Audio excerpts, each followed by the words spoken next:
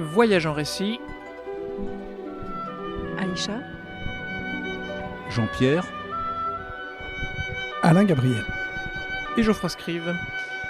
Aujourd'hui, exceptionnellement, une émission à 4 voix pour parler de cet ouvrage intitulé Bleu et le paysage, la vie en poésie de Jean-Pierre Boulic. Donc merci à vous trois d'être présents, Alain Gabriel Monod, Aïcha du pot de guitare parce que vous avez écrit, rédigé cet ouvrage publié à l'ombre des mots, et bien sûr, évidemment, Jean-Pierre Boulic d'être présent également avec nous pour commenter ce qui aura pu être dit à votre sujet. Peut-être pour commencer, ferai-je une citation, justement. Je pense que mon itinéraire est marqué par le fait qu'il m'a été donné de choisir la vie, le vivant, et tout ce qui l'accomplit. La poésie est vie des sensations du réel. Est-ce quelque part un résumé de votre pensée poétique, Jean-Pierre Boulic ? exactement. Je crois que lorsque ça a été dit et écrit, que je ne pouvais pas tomber plus juste. Oui, c'est bien le résumé, et je crois que lors de nos entretiens et de nos lectures, Alain Gabriel, je crois que c'est ce qui est aussi ressorti au fur et à mesure. Alain Gabriel, voulez-vous compléter ? Non, sinon pour dire que, effectivement, je crois que vous touchez très juste en disant cela. Jean-Pierre évoquait à l'instant nos entretiens. On peut rappeler donc que ce livre, qui est une vie donc en poésie de Jean-Pierre Boulic, a été construit à partir d'une dizaine d'entretiens, disons, entre lui, donc Aïcha, donc qui s'est occupé de la partie photographique de ce livre, et moi-même, donc pour recueillir la parole toujours précieuse et pondérée de Jean-Pierre. Et d'où est venue, de qui est venue l'idée justement de ce livre ? Je dois dire que c'est plutôt de moi. Donc, peu de temps avant cela, j'avais, avec Aïcha, composé un ouvrage consacré à la poète Émilienne Kerwas, ouvrage au sujet duquel donc nous sommes passés à ce micro. Et c'est d'ailleurs un très bon souvenir. Émilienne Kerwas était une femme qui était extrêmement proche de la nature, etc., mais qui n'avait sans doute pas de foi chrétienne ou de foi religieuse de manière générale. Elle croyait un peu, comme elle aimait à le dire, je crois, aux puissances, mais elle n'avait sans doute aucune attache avec la foi religieuse. Il m'a semblé intéressant de rencontrer Jean-Pierre Boulic, qui lui avait un itinéraire donc entier de poètes, donc on peut dire chrétiens, et c'était pour moi une expérience nouvelle. J'aime rencontrer des voix VOIE et des voix VOIX qui soient diverses. Effectivement, vous avez déjà prononcé quelques noms, Emmanuel Kerwas, et puis on en croise beaucoup d'autres dans cet ouvrage. Alors il y a aussi des citations, évidemment, de Péguy, et vous citez également aussi Etty Ilsoum, sur lequel nous venons de réaliser une émission. Il y a aussi une rencontre de Jean Sullivan. Peut-être voudriez-vous nous en parler. Si j'ai bien compris, vous avez eu, des conseils d'autres poètes, et en l'occurrence là de Jean Sullivan qui était prêtre. Jean Sullivan est une des premières personnes qui m'a encouragé à écrire. Il y a de cela un bon nombre d'années, c'était dans les années 60, entre 60 et 70, je bafouillais mon écriture, mais je cherchais des appuis et des conseils. Et un ancien professeur de français, ici, à Brest, au collège Charles de Foucault, qui me briefait, pour employer une expression, m'a encouragé à avoir des contacts avec le plus possible d'écrivains. Ainsi, Charles Le Quintrec. Et puis, Sullivan, je venais de lire un bloc-notes. Et ça m'a captivé. Et je me suis dit, je vais lui écrire. Et effectivement, il m'a répondu en m'encourageant.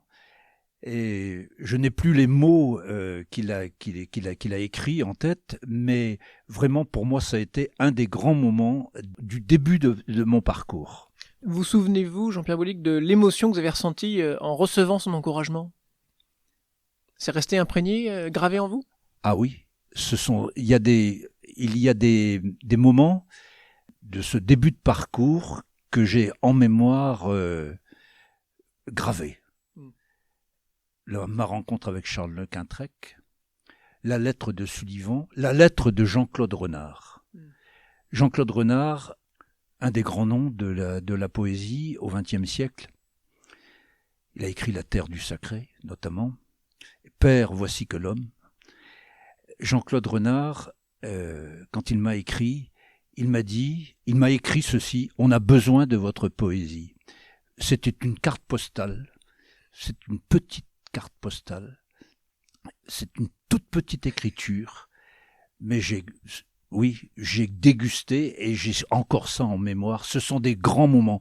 De même que ma rencontre avec Charles Lequintrec au château de Trévarez. Il venait de faire une conférence sur Chateaubriand et il avait son verre de Bourgueil sur la table, comme d'habitude. Et Charles Lequintrec m'a dit, et il connaissait un tout petit peu mes écrits, il m'a dit: quand tu écris avec tes tripes, c'est là que tu es poète. C'est ça. Alors, vous parlez de la carte postale. Bien sûr, nous n'avons pas pu la voir, mais ça me fait penser simplement que c'était peut-être une carte de paysage. C'est le titre de cet ouvrage, Bleu et le paysage. Alors évidemment, est-ce que c'est le titre qui sommet de disposer des photos, ou est-ce que ce sont les photos d'Aïcha qui ont donné le titre à l'ouvrage? Alors là, je crois qu'il faut que Alain Gabriel réponde sur ce sujet. Alors, Bleu et le paysage, en fait, c'est un vers de Jean-Pierre Boulic. C'est un vers que je trouve extrêmement beau. Ce sont des mots simples, mais la disposition, justement, de ces mots, le fait que la phrase ou le vers commence donc par l'adjectif, eh bien, ça va donner évidemment beaucoup de force poétique à ce vers. Et j'aimais beaucoup, eh bien, que le paysage du Conquet, où Jean-Pierre réside, où il va chaque matin marcher avant que la main à plume ne se mette en marche, eh bien que ce paysage soit, on pourrait presque dire, cerné de bleu. C'est le bleu de la mer, évidemment, au bout de la terre, dans les parages du Conquet et de la Pointe Saint-Mathieu, et puis quand il fait beau, c'est aussi, bien entendu, le bleu du ciel. Et puis plus largement, je pense que le paysage que voit Jean-Pierre, qui est toujours quelqu'un qui regarde le monde autour de lui avec un œil neuf, avec un œil chargé d'espoir, avec un œil lavé d'une certaine manière, qu'il fasse gris ou qu'il fasse plus clair, est un paysage bleu. Aïcha, peut-être pour compléter au sujet des magnifiques photos qui ornent et la couverture et l'intérieur de cet ouvrage. Est-ce que cette poésie vous a inspiré pour trouver les sujets que vous alliez photographier? C'est plus le poète qui m'a inspiré, puisque cette fois-ci, contrairement à Émilienne Carroise, là j'ai eu la chance non seulement de rencontrer Jean-Pierre, mais nous nous connaissons déjà depuis un petit moment. Donc j'admire, je lis sa poésie depuis quelques années déjà, et surtout j'apprécie beaucoup l'homme qui est derrière ces mots. Et donc c'était une joie et un privilège d'accompagner Jean-Pierre sur ses pas, sur ces paysages tant aimés, avec ses yeux émerveillés comme au premier jour. Il nous a raconté avec beaucoup d'émotion le moment où dans son enfance, il en parlera mieux que moi, mais il a découvert ce paysage qui est resté quasiment intact. Et aujourd'hui encore, quand il en parle, ses yeux brillent, c'est beau. Donc j'ai suivi ses émotions et donc on l'a accompagné dans ces lieux qui le touchaient particulièrement. Et puis je suis aussi allée de mon côté seule pour m'imprégner de l'atmosphère, pour découvrir un peu quelques instants des instants de poésie qui sont très très éphémères, qu'on peut pas voir lorsqu'on est plusieurs, quand on est nombreux, et uniquement quand on est dans la solitude. Donc dans ce cas-là, c'était pour me imaginer à la place de Jean-Pierre Boulic, dans ces longues marches matinales, les apparitions qui viennent s'offrir à lui dans la discrétion du matin, où tout le monde dort encore. Et ensuite, les photos prises ont dû faire l'objet d'un acquiescement de la part d'Alain Gabriel et de Jean-Pierre Boulic, ou vous aviez liberté totale? Alors j'avais liberté totale, la confiance totale, mais tout de même, je voulais être sûre de ne pas me tromper. Donc, j'ai soumis les photos à leur regard très attentif mais bienveillant. Et après, non, il y a juste une petite sélection, mais je pense que nous étions déjà tous les trois en pleine harmonie. Jean-Pierre, vous voulez peut-être compléter ? Moi, je suis heureux que un regard ait été porté sur mes paysages, qui sont avant toute chose des paysages intimes. Et ça, je crois que ces paysages, alors physiques, j'en suis complètement imprégné, et ils marquent mon écriture. On sait, en lisant ce livre, que vous êtes parti parfois très loin de la Bretagne, en région parisienne, à Orléans. Un peu partout en France. Un peu partout en France. Vous ont-ils poursuivi ? Vous ont-ils suivi dans vos déplacements, ces paysages ? Ah, ça va plus loin. Ça va plus loin que ça. J'ai découvert alors je vais pas employer mon identité bretonne, je vais pas employer ce mot-là, mais j'ai découvert mes racines lorsque, à 500, 600 kilomètres d'ici, vous vivez dans une région complètement différente. Et c'est là que je me suis senti, lorsque j'étais en Bourgogne notamment, c'est là que je me suis senti de la terre bretonne. Et les paysages physiques, alors, m'ont beaucoup manqué. Mais ils m'ont accompagné dans mon écriture. Alors peut-être pouvons-nous entrer, si je puis dire, dans le vif du sujet. Je reviendrai par exemple sur ce passage. Votre parole d'espérance qui est si nécessaire portera plus de fruits si elle prend le dessus sur la description des mots du temps, MAUX. Cela vous conduit, Jean-Pierre Boulic, à détruire de nombreux manuscrits qui vous semblaient inaccomplis. Pouvons-nous peut-être développer ceci ? Est-ce qu'il y a un arrachement, voire une douleur à se séparer, à détruire des manuscrits ? Ou est-ce qu'au contraire, c'est un geste de libération ? Je vais employer le terme que vous venez d'utiliser, libération. Depuis quelque temps, je pataugeais et je ne voyais pas bien comment pouvait évoluer mon parcours en poésie. Et j'ai eu occasion d'en parler donc à la rédactrice en chef d'une grande revue française, la revue Christus. Et elle a vu mes interrogations face au monde dans lequel nous vivons, un monde de violence et autre chose. Et j'avais tendance, dans ce que j'étais en train d'écrire depuis quelque temps, j'avais tendance à rester par rapport à ça. Et elle m'a dit, ouvertement, ce n'est pas votre chemin. Ce n'est pas votre chemin. Vous continuez, recherchez la parole d'espérance qui est en vous pour que, justement, ce monde-là ne soit plus vu de la même manière. Voilà en substance l'échange que j'ai pu avoir. C'était dans une crêperie à Paris. C'est une invitation presque aussi à lutter contre sa paresse, quelque part, parce qu'il faut toujours, j'imagine, à partir de ce moment-là, accroître son acuité par rapport au monde pour l'écrire en vers. Ouais. Mais bien sûr. C'est une recherche permanente, perpétuelle. On est tout le temps en quête de ce que l'on doit être. Et en fait, on recherche en même temps notre propre chemin, notre propre itinéraire. Peut-être même quand aucun mot, aucun vers ne vous vient ? Ah oui, même là. Et donc, c'est grâce à la lecture ou à la quête intellectuelle ou aux échanges que l'on va cheminer. On chemine. Voilà. Et j'aurais tendance à dire que on doit cheminer toujours avec ce regard toujours purifié, ce regard de notre enfance. Alors, il y a quelques noms qui passent qui peuvent nous étonner dans un livre qui est censé parler de poésie. Je pense à Martin Heidegger, qui apparaît plusieurs fois dans cet écrit. Je vais citer un des passages. Il est écrit « L'acte poétique donne à voir par transparence une création toujours neuve. » C'est un petit peu ce que vous expliquez à C'est ce qu'on vient de dire, oui. Comme si c'était la première fois. Oui. Une pensée et un agir singulier.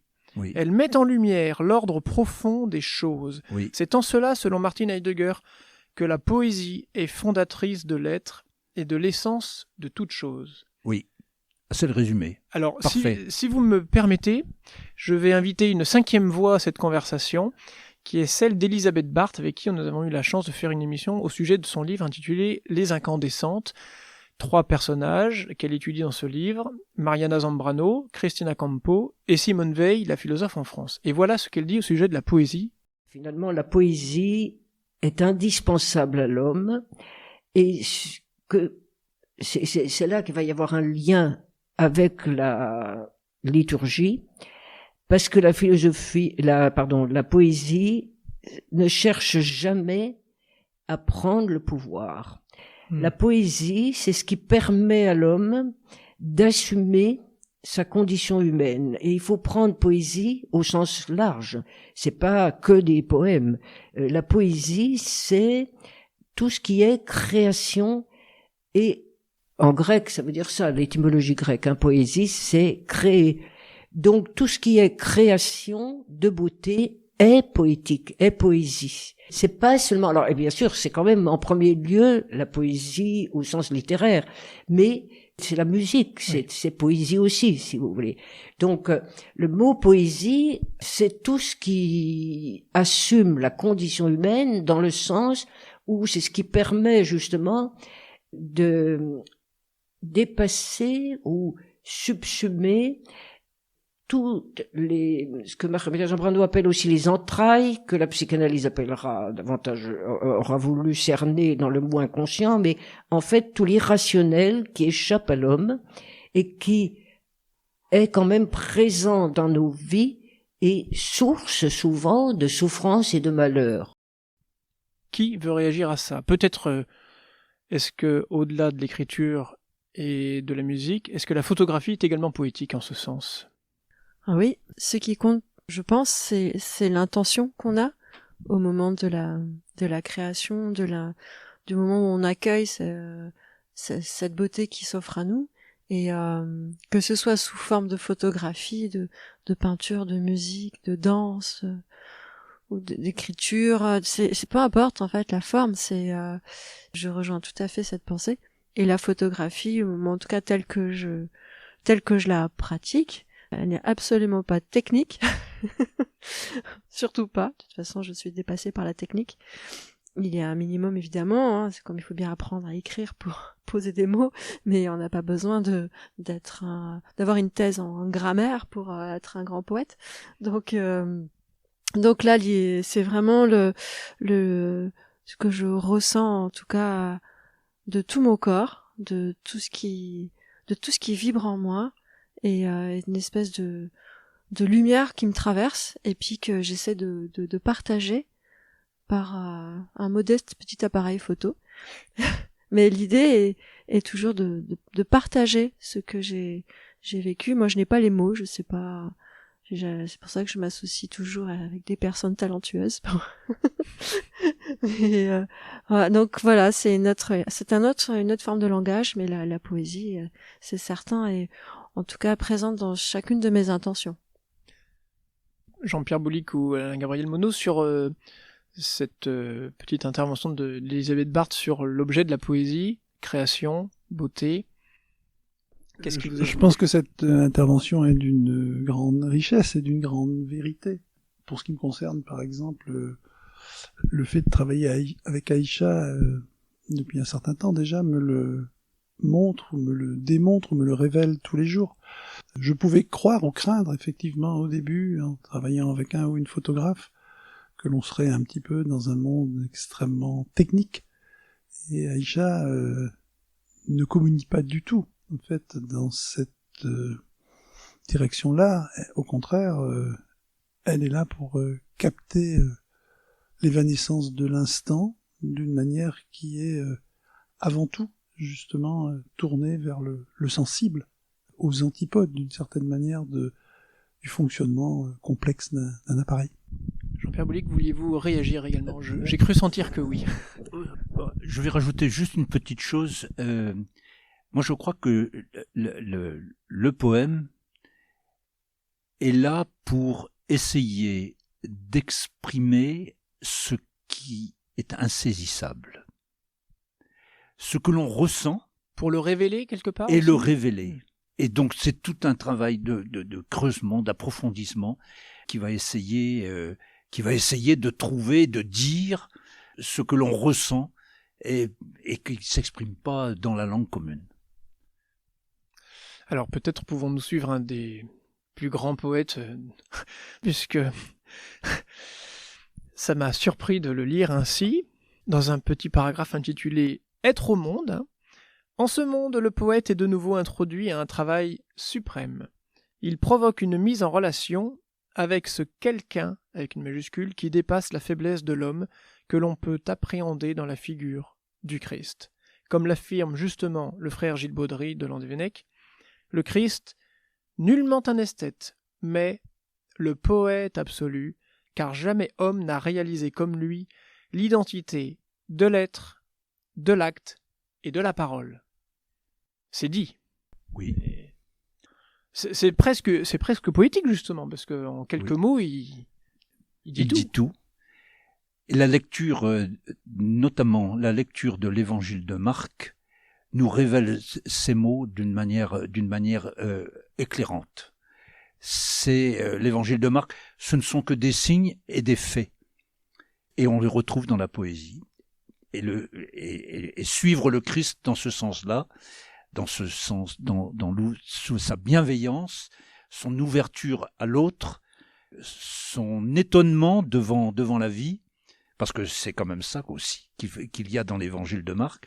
Oui, nous dit vraiment ce que c'est que le poème. Il y a quelqu'un qui en parle d'une manière très très belle. Son livre s'intitule « Le poème à venir », c'est Jean Lavoué. Oui. Jean Lavoué, malheureusement, n'est plus là. On pourrait peut-être en parler, d'ailleurs, pour différents motifs. Mais cette quête du poème à venir, que Jean Lavoué a révélé comme Gilles, frère Gilles, oui, moi je suis ce chemin-là. Ce chemin d'intériorité et ce chemin en même temps de dépouillement par rapport à toutes les contingences de nos existences. D'ailleurs, il y a un mot à la fin de cet ouvrage au sujet de Jean Lavoué. Peut-être faut-il le préciser. Oui, alors, Jean Lavoué a été pressenti pour être l'éditeur de cet ouvrage, et il avait cet ouvrage, ou plutôt le tapuscrit et le catalogue de photos de cet ouvrage entre les mains en janvier de l'année dernière, c'est-à-dire en janvier 2024, quand il a été victime de l'accident vasculaire cérébral, donc il a d'abord pendant 3 mois cruellement diminué, et ensuite qu'il a emporté. Quand ce drame donc est survenu, nous avons eu la grande chance de rencontrer sur notre chemin Marie-Claire Morin, donc une dame qui depuis exactement 10 ans tenait une maison d'édition qui s'appelle À l'ombre des mots, dans la périphérie immédiate de Guingamp, dans les Côtes d'Armor. Et avec beaucoup de générosité, Marie-Claire Morin a accepté, alors qu'elle avait beaucoup d'ouvrages à publier, beaucoup de livres sur le chantier, a accepté de prendre l'ouvrage que Jean Lavoué avait commencé, donc de penser à éditer, et de prendre son relais. Alors, il est vrai que les 2 maisons d'édition, celle que dirigeait Jean Lavoué et celle que dirige donc Marie-Claire Morin, ont véritablement ce qu'on pourrait appeler des philosophies assez semblables. Et donc, il y avait une sorte de logique à ce que ce soit cette maison qui reprenne notre livre. Il n'en reste pas moins qu'il nous faut saluer ici donc la grande générosité de Marie-Claire Morin, la grande générosité initiale de Jean Lavoué, et la grande générosité de celle qui a été l'intermédiaire entre ces 2 personnes, donc la veuve de Jean Lavoué.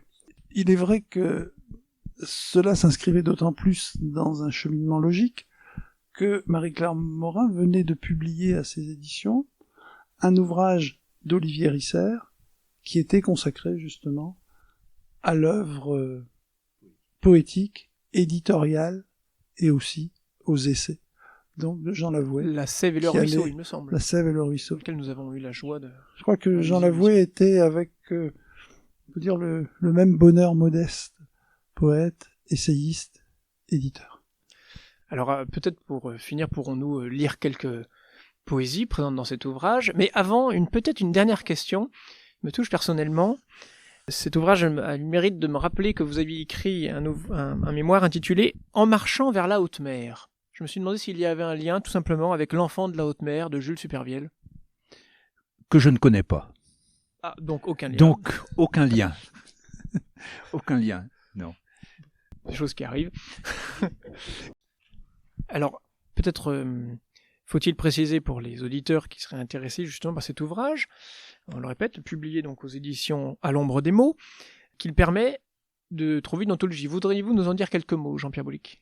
Alors, je vais simplement dire la réaction de lecteurs de l'ouvrage, qui ont trouvé que le choix des poèmes permettait d'avoir une vue d'ensemble de mes 35 ouvrages publiés. Et j'ai trouvé ça que c'était vraiment un bon témoignage. Et donc, le choix opéré par l'auteur est bon. Voilà. Qui voudrait, pour finir, lire quelques poésies ? Peut-être en avez-vous retenu certaines en particulier dans cet ouvrage ? Je veux bien lire un poème, Avec joie. parce que nous venons parler de Jean Lavoué. Et j'ai écrit un poème en sa mémoire quelques semaines après son départ. Et je ne peux pas m'empêcher de penser à Jean, parce qu'il nous a beaucoup apporté. Un calme matin, un matin de rouge-gorge, ce ciel des matins d'enfance, couleur gris de peine, le 8 mai 2024, veille d'ascension. Les rangs d'arbres accordés aux songes des eaux passantes. À fleurs de granit, le Blavet, fleuve fidèle, et les chanteaux revêtus d'une blonde étoffe d'orge. Un homme s'endort, et le manque de sa voix laisse l'espace essoufflé, en forme de croix. Comme au large les nuages, filant avec les mouettes, au gré d'heures désarçonnées, cherchent désormais leur ami. Frère des arbres et de l'eau, un poète s'est endormi, en offrant le pain du silence. Prophète du poème, il devance qui le désire dans cette attente du soleil, renaissant aux humbles clairières où respire le cœur de ces mots partagés. Chant au fil de la sève, déjà sur les chemins du temps s'entendent les ailes de l'ange.